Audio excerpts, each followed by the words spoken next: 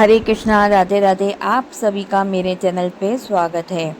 इस वीडियो में हम आज बात करेंगे भाद्र मास की शुक्ल पक्ष की पड़ने वाली एकादशी की।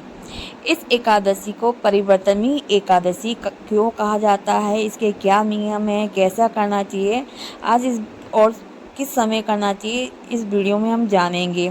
शास्त्रों के अनुसार भगवान विष्णु जो कि चातुर्मास की योग निद्रा में है, वह भी 4 मास के लिए योग निद्रा की अवस्था में है।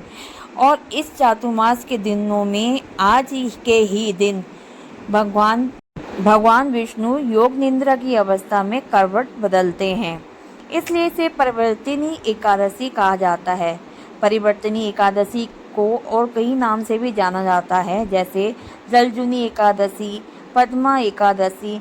शास्त्रों के अनुसार आज के दिन अगर भगवान विष्णु की पूजा आराधना की जाती है तो इस व्रत को धारण करा जाता है तो सभी प्रकार के पापों की मुक्ति होती है, सभी प्रकार की मनोकामनाएं पूर्ण होती है, समस्त प्रकार का सुख भोगने के बाद वैकुंठ की प्राप्ति होती है, मोक्ष की प्राप्ति होती है। इसलिए ये एकादशी महत्वपूर्ण होती है।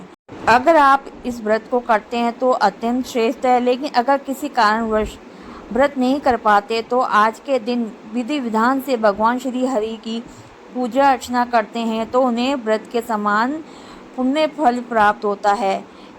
इस व्रत के कुछ नियम हैं। एकादशी से एक दिन पहले दशमी तिथि वाले दिन ही तामसिक भोजन ना करें, चावल का प्रयोग ना करें, और दशमी तिथि की शाम से ही आप भोजन में अन्न का प्रयोग ना करें। भूख लगे तो फल वगैरह का इत्यादि का सेवन कर सकते हैं।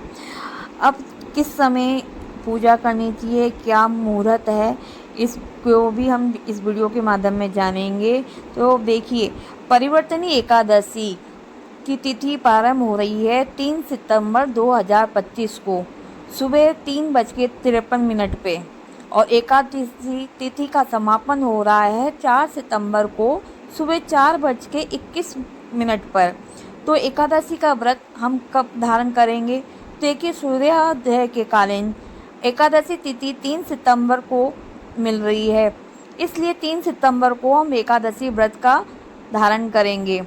तो बुधवार को एकादशी व्रत हम धारण कर रहे हैं, और इस दिन सूर्योदय काल का समय है सुबह 6 बजे, और सूर्यास्त का समय होगा शाम को 6:44 पे। ब्रह्म मुहूर्त है सुबह 4 बजे से लेके 5 मिनट तक। बुधवार को अभिजित मुहूर्त नहीं मिलेगा, लेकिन राहु काल का समय रहेगा। इसमें आपको कोई शुभ कार्य नहीं करना। यह समय होगा दोपहर में 12 बजे से लेकर 1:30 तक। इस समय हमें कोई काम नहीं करना शुभ। एकादशी पारण हमें कब करना है? तो देखिए, एकादशी का व्रत का पारण द्वादशी की तिथि में ही करते हैं, और हरिवासर की समाप्ति के बाद ही व्रत का पारण करते हैं।